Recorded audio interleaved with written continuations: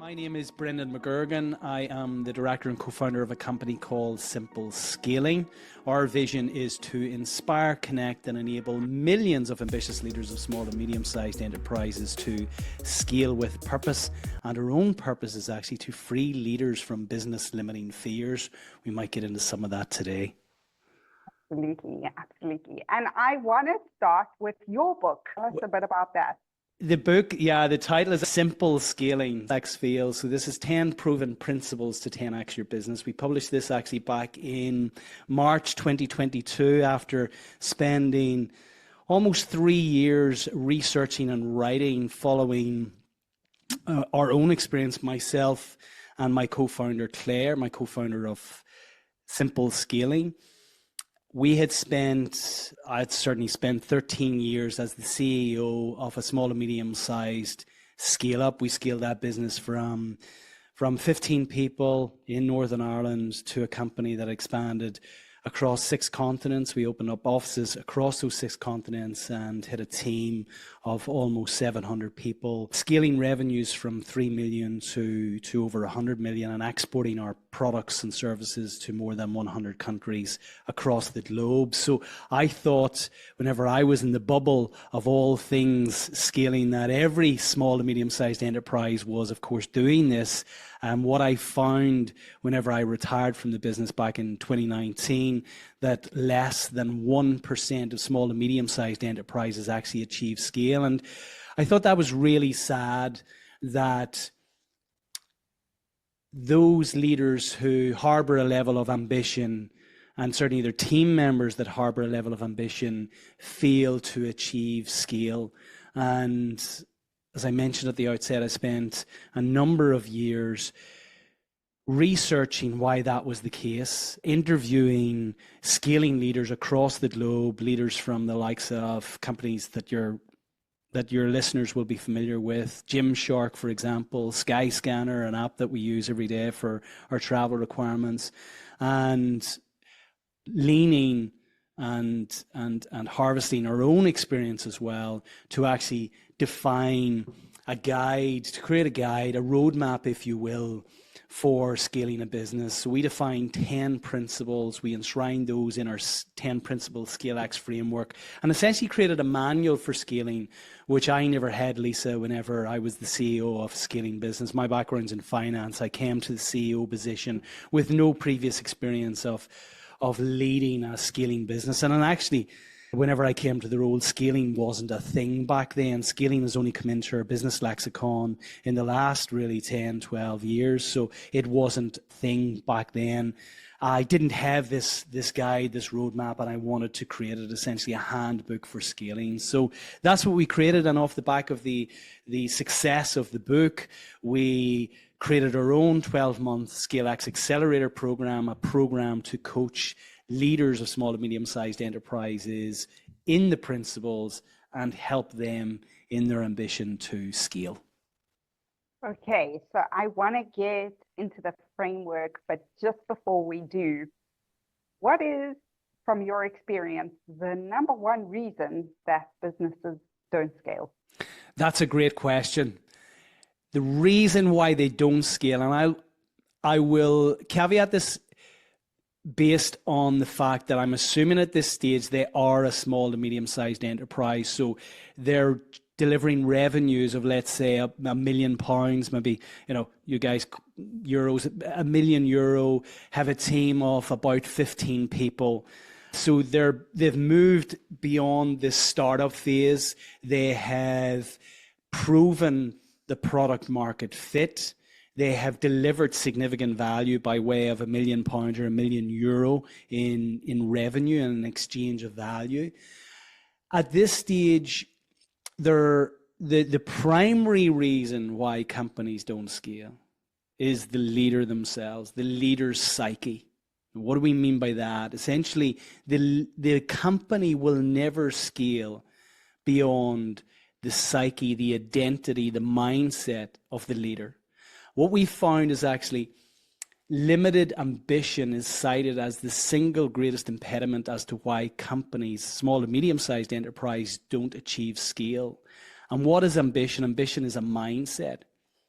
And when we lift the lid on why do SME leaders limit themselves in the context of their scaling ambition, there's two reasons. One is ignorance.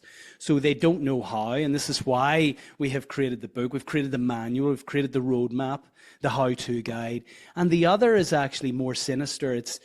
It's unchallenged limiting beliefs. It's fears that the leaders hold. Fear of failure, fear of letting go, fear of change, fear of judgment that coalesce to actually impede the leader from their harbored desire to scale the business. No, we will couch it in all sorts of things like, I can't get the people, the markets aren't great at the moment, I can't get the capital. And these are tangible reasons why companies struggle or are challenged to scale.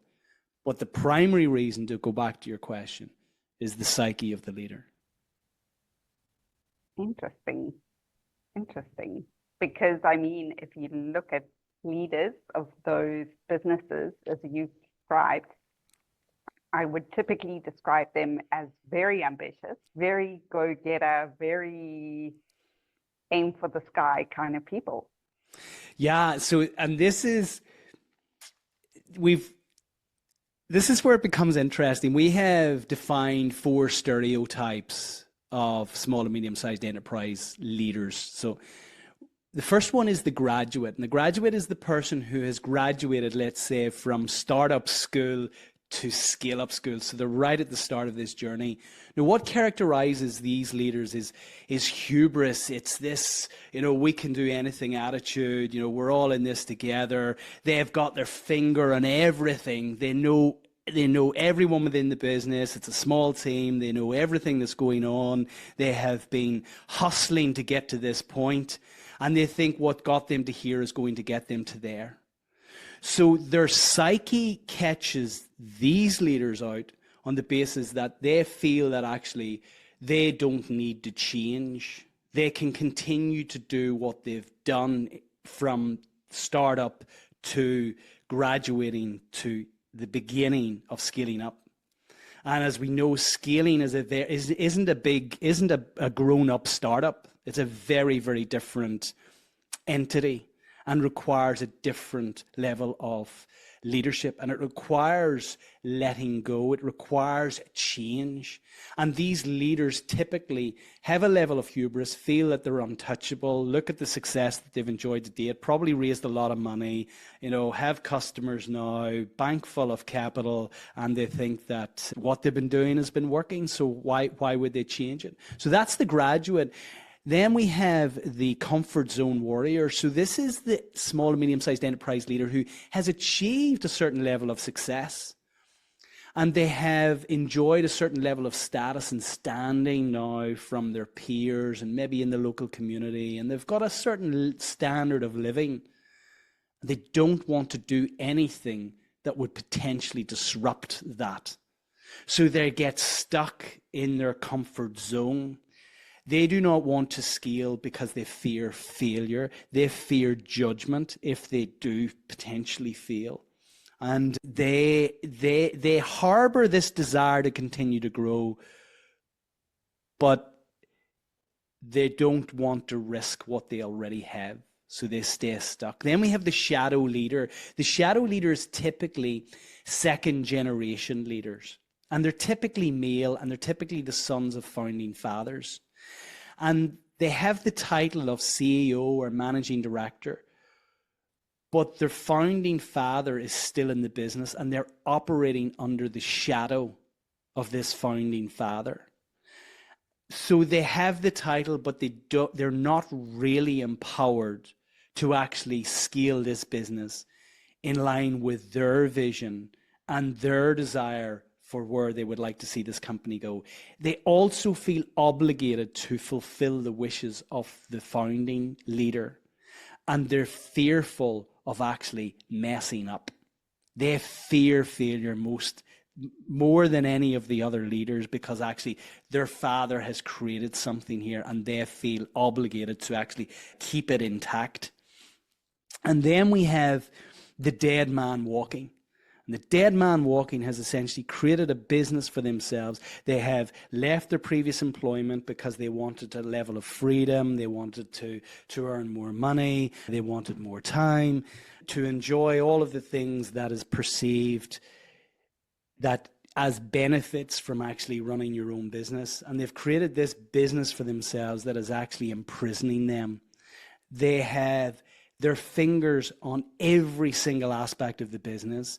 They're control freaks.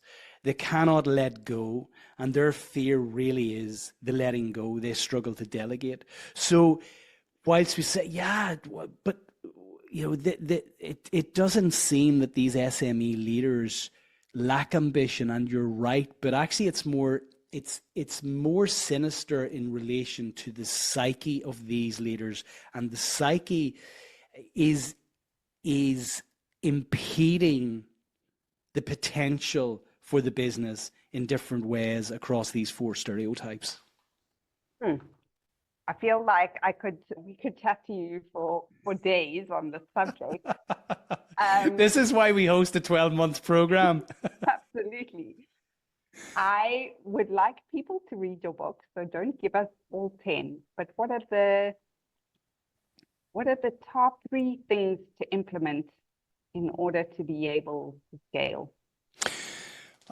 I'll give you a very quick overview, and then we'll dive a little bit deeper into those which I feel are critically important in terms of, let's say, getting your scaling ship away from the harbor. So the very first principle is psyche, we've touched on. Then we get into purpose and vision, then people, then planning, process, performance, proposition, place, partnership, and the entire ScaleX framework is held together with the keystone principle, which is the 10th principle, which is positive growth culture. All P's which you'll have gathered. So once the leader becomes aware of their own psyche, and this is why it's so important, we say scaling happens from the inside out. The scaling leader must become aware of their own psyche to begin with. They must harbor a significant belief that actually they can achieve something significant. They must have a level of control in terms of being able to respond to difficult situations rather than reacting constantly. They must be disciplined in the context of their rituals, their practices, their routines, which are going to undergird that strong psyche. And they must create an environment for themselves that is actually conducive to scaling. So get themselves into an environment where there are other peers who have actually achieved scaling. So they're literally pressing flesh with people who have been there and done it, and are going to actually encourage them to continue to do what they want to do. The purpose and vision, the second principle, is so critically important. So ultimately, the leader must have clarity on where they want to go. So, you know, if I'm going on a holiday and I say to my wife, let's go on a holiday, the next question she'll ask me is, well, where are we going? Now, how many leaders can actually answer that question? Because what happens is they get caught up in the activity trap of the day-to-day without actually standing back and clarifying where it is they actually want to go. If, back to the holiday analogy, I'm based in Ireland, you know, if I say, well, let's go on holiday, and my wife says, well, where will we go? I said, well, let's go to North America. Now and let's go to New York in July. That's going to require me to pack different clothing than if I was going to New York in December. It's also going to require me to think about actually getting a visa organized, getting dollars organized. That's a different proposition from going to Germany in April, where now it's a shorter trip. I don't have to think of dollars. I have to think of euros, and I don't have to think about getting a visa. So just that simple analogy around a holiday creates lots of questions which have to be answered, which ultimately feed into then a plan in terms of that trip. But actually, how many leaders have that clarity in terms of the destination of travel, their North Star, where they want to land? What does this business look like in terms of its size, its customer base, its employee numbers, its revenues, what people are saying about it in 10 years' time? What does that look like nearer term in 3 years' time? What does it look like in 1 year's time? So ultimately, the vision of the leader will inform everything. That direction will form their action today, so that ultimately they stay on path. So the clarity of vision anchored in a purpose and a strong understanding of why are you doing what you're doing? Because ultimately, vision by itself just becomes a distracting illusion. Who was it said? Edward Abbey, the environmentalist, said that growth for growth's sake is the ideology of a cancer cell. So ultimately, this concept and embedding this concept of scaling with purpose, having a clear understanding of why you're doing what you're doing, what positive impact are you going to make on your team, on your organization, on your community, on your customers, your suppliers, all stakeholders involved in this business.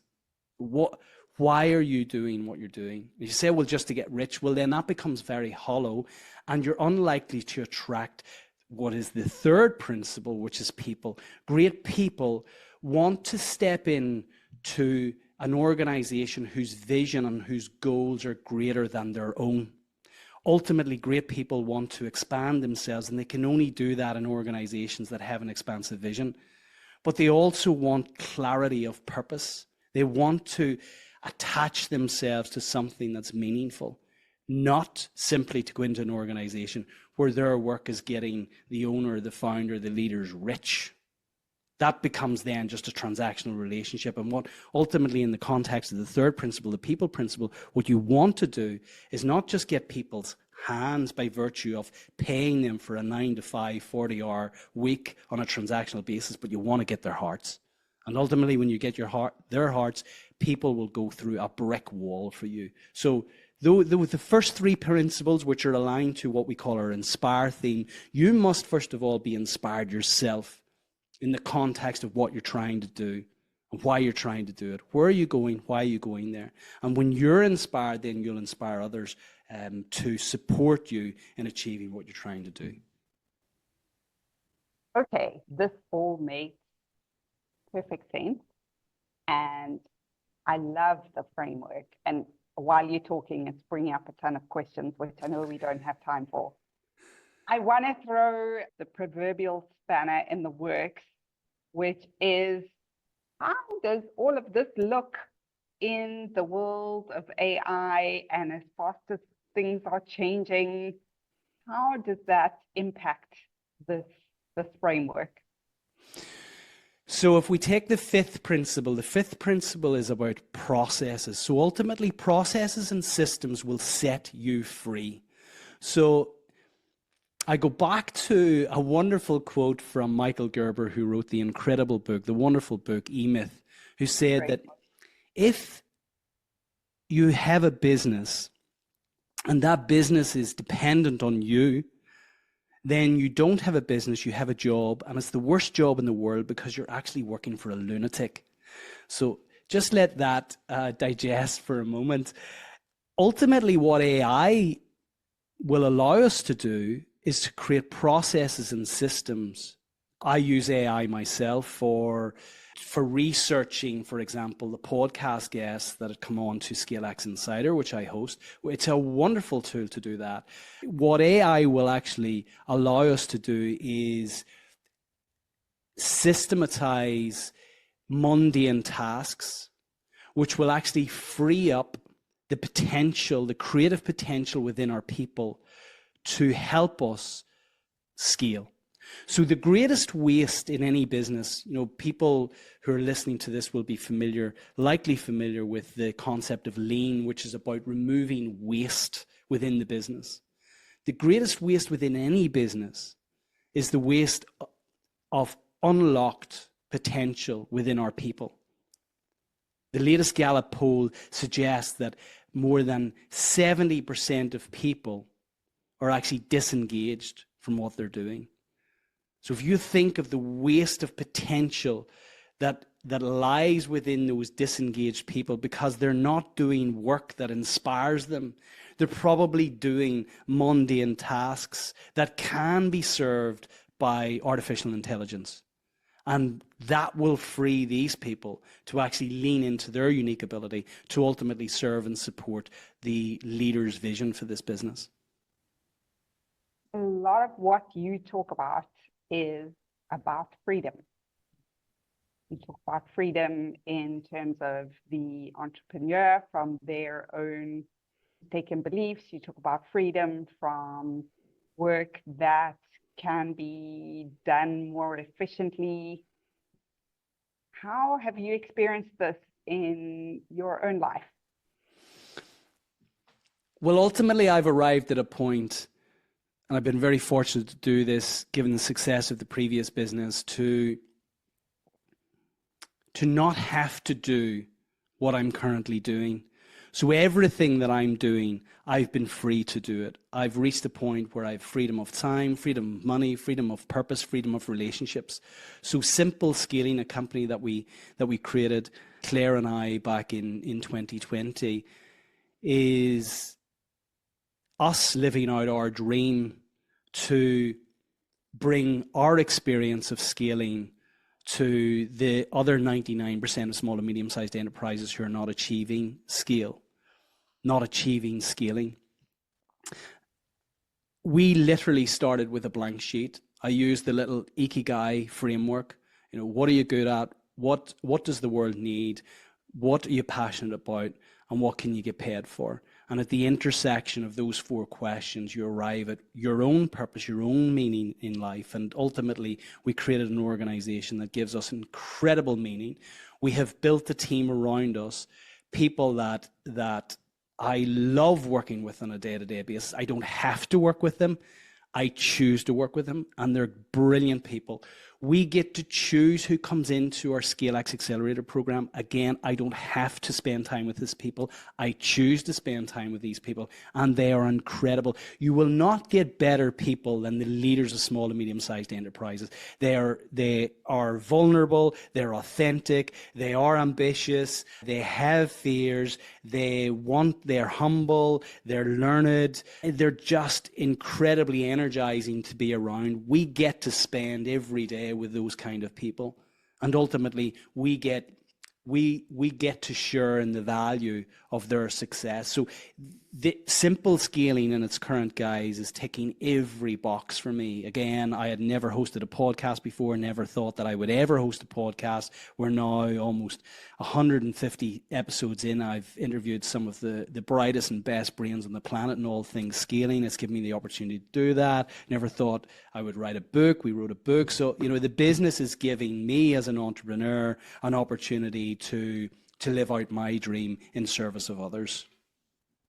Amazing. And I can testify to your podcast because I have listened to a few episodes and can highly recommend to our Thank you. that they do the same, and we will share it. Brilliant. So please read Brendan's book, Simple Scaling, and listen to the ScaleX Insider podcast. Your parting thought for businesses and entrepreneurs who want to scale.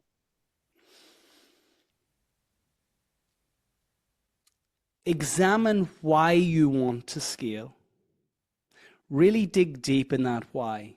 Go down a couple of layers, because the more you understand the reasons why you want to do this, ultimately when you encounter challenges in your scaling journey, you've got this repository of deep, meaningful deposits which you can cash in on those dark days and those rainy days in November when you're questioning why the hell are you doing this. So understand your why, but what I would say is do this. You have one life. What scaling will ultimately teach you is more about yourself than anything else that you will achieve in terms of maybe the material trappings which scaling success will ultimately deliver for you. but the journey will teach you more about yourself than you could ever get from any coach. And ultimately, what you're doing as an SME leader, if you do not scale, you're denying yourself an opportunity to personally grow. You're denying a team of wonderful people an opportunity to grow. You're denying the organization this opportunity to grow. You're denying the community, the society, and the economy at large to benefit from your ambition. So I would appeal to leaders listening to this, that if you have already got a wonderful product or service, then you have an obligation to scale. I love that. You have an obligation to scale. Thank you, Brendan.